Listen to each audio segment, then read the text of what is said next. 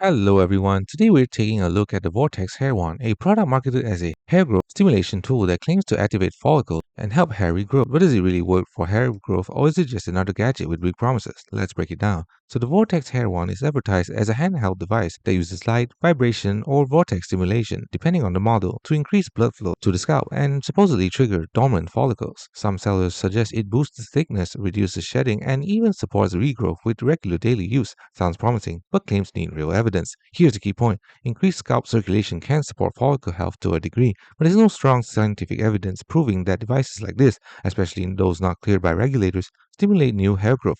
Clinically validated treatments like low-level laser therapy and FDA-approved ingredients like minoxidil do show measurable results in some studies, but those are backed by controlled trials. Gadgets with vague vortex-tech claims generally lack published clinical data showing real hair regrowth. Independent reviewer communities typically call such products experimental at best and caution that results vary widely. User experiences for hair stimulation tools like this are mixed at best. Some folks report improved scalp feel or less shedding, possibly from massage or increased circulation.